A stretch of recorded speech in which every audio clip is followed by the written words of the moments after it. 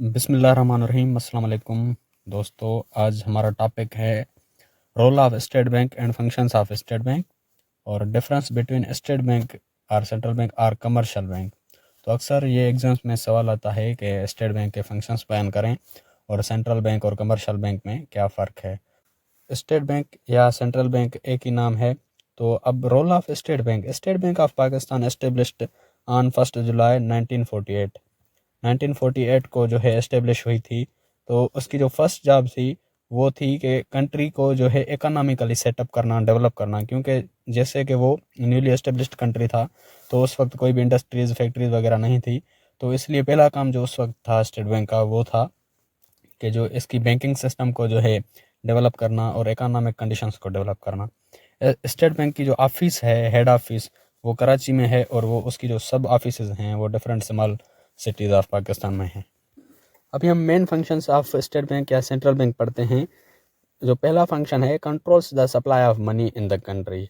जो भी supply of money है उसको कंट्रोल करती है स्टेट बैंक। जो भी हमारे मुल्क में सर्कुलेट कर रहा है पैसा बैंक्स में, वो एक्चुअली स्टार्ट होता है स्टेट बैंक ऑफ पाकिस्तान से, सेंट्रल बैंक से। दूसरा इसका जो मेन फंक्शन है, state bank has authority to issue the currency note. State bank को ये अथॉरिटी है कि वो करेंसी नोट को इशू कर सकती है, ठीक है ना। जो भी पैसा हमारे पास अवेलेबल है घर में, पॉकेट में, जो हम डेली लाइफ में यूज़ करते हैं, वो स्टेट बैंक जो है इशू करती है। तीसरा इसका फंक्शन है manage the foreign exchange. Foreign exchange को मैनेज करती है, यानी कि जो पैसा यहाँ से वहाँ जाता है, फॉरेन जाता है या फॉरेन से यहाँ आता है, ये मैनेज किया जाता है और कंट्रोल किया जाता है स्टेट बैंक की तरफ से, ठीक है। और state bank is also responsible for the transferring of the government funds at the international level. International level पे जो गवर्नमेंट फंड्स ट्रांसफ़र होते हैं उसके लिए भी रिस्पॉन्सिबल स्टेट बैंक है, ठीक है। फिफ्थ इसका फंक्शन है responsible for developing banking system in the country. जो बैंकिंग सिस्टम है उसको जो है ये डेवलप करती है।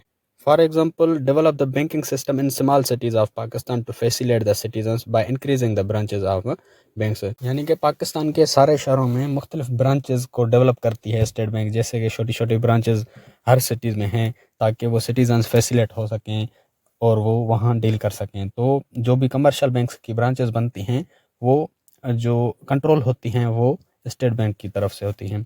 और छठा इसका फंक्शन है provides training facilities for the bankers. यानी कि जो बैंकर्स हैं उनको ट्रेनिंग फैसिलिटीज़ भी देती है।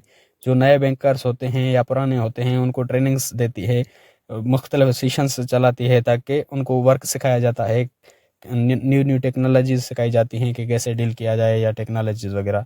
यानी कि छठा फंक्शन इसका यही है कि provide the training facilities for the new bankers और ओल्ड बैंकर्स, ठीक।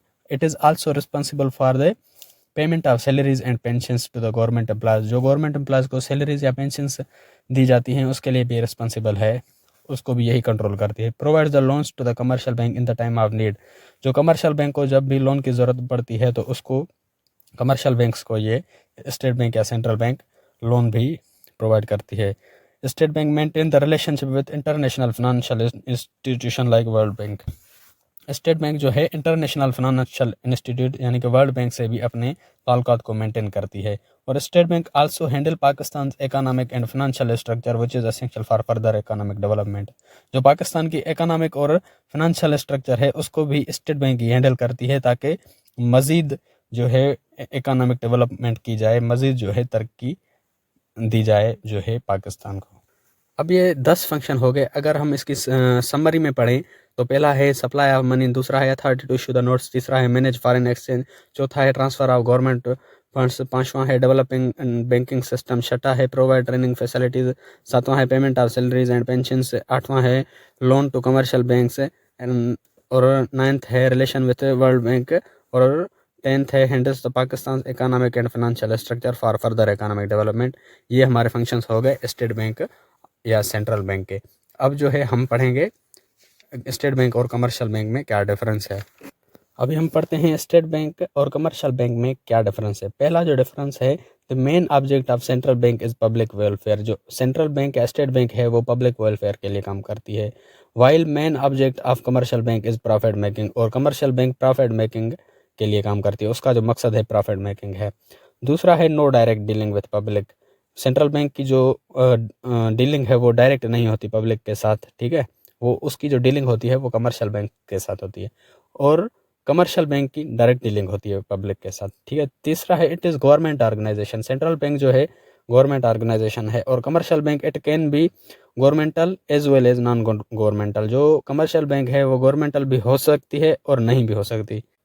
और चौथा है central bank does not compete with commercial banks, while commercial banks compete with other commercial banks. जो कमर्शियल बैंक्स होती हैं वो दूसरी कमर्शियल बैंक्स के साथ मुकाबला करती हैं, जबकि सेंट्रल बैंक किसी से भी मुकाबला नहीं करती, ठीक है।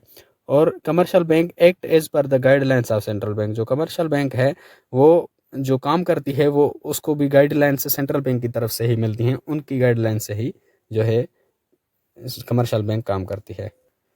पांचवा है the monopoly right of note issuing is enjoyed by the central bank. ये पावर सिर्फ सेंट्रल बैंक के पास है कि वो नोट इशू कर सकती है, जबकि commercial bank have no right to issue the currency और नोट्स, और कमर्शियल बैंक को ये पावर नहीं है। और छठा है it is the controller of whole banking structure of economy. जो भी बैंकिंग स्ट्रक्चर इकोनॉमी है उन सबको कंट्रोल करती है सेंट्रल बैंक, और commercial banks are being control by central bank. जो कमर्शियल बैंक्स हैं वो जो है कंट्रोल होती हैं सेंट्रल बैंक की तरफ से, सेंट्रल बैंक उनको कंट्रोल करती है, ठीक है। यही इनका डिफरेंस है। और सातवां है central bank act as custodian of foreign exchange, यानी कि act as banker of government. जो सेंट्रल बैंक है वो गवर्नमेंट की बैंक के तौर पर काम करती है, और commercial bank can perform these functions. जो कमर्शियल बैंक्स हैं वो भी ये काम कर सकती हैं, but only as per the instruction of central bank or can be act as representatives. यानी कि जो भी काम सेंट्रल बैंक करती है वो काम कमर्शियल बैंक भी कर सकती है, लेकिन तब जब उसको इजाज़त दी जाए, परमिशन दी जाए, और वो इंस्ट्रक्शन यानी कि सेंट्रल बैंक की ही इंस्ट्रक्शन से काम करती है, और उसको रिप्रेजेंटेटिव के तौर पर काम किया जाता है, ठीक है ना।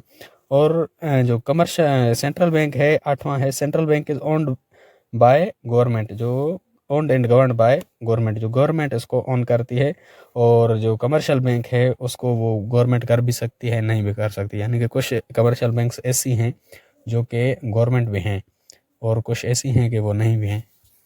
तो दोस्तों यही था स्टेट बैंक के बारे में। अगर ये सवाल आता है तो आप इस तरह से वहाँ अटेम्प्ट कर सकते हैं। और दूसरे इकोनॉमिक्स के वीडियोस देखने के लिए इकोनॉमिक्स की प्लेलिस्ट में जाएं, मेरे चैनल में जाके इकोनॉमिक्स की प्लेलिस्ट में जाएं, वहाँ आपको इसके वीडियोस मिल जाएंगे। और अगर आपको इस टॉपिक के नोट्स चाहिए तो मैं डिस्क्रिप्शन में लिंक दे रहा हूँ, उस पर क्लिक करके आप इसी टॉपिक के नोट्स भी डाउनलोड कर सकते हैं। अगर आपको लॉ के रिगार्डिंग किसी भी टॉपिक की वीडियो चाहिए तो वो टॉपिक लिख के साथ में लॉ स्टूडेंट्स प्लेटफॉर्म लिख के यूट्यूब पे सर्च करेंगे तो आपको सबसे पहले मेरी ही वीडियोस मिल जाएंगी, जिससे आप अपना इजीली कॉन्सेप्ट क्लियर कर सकते हैं।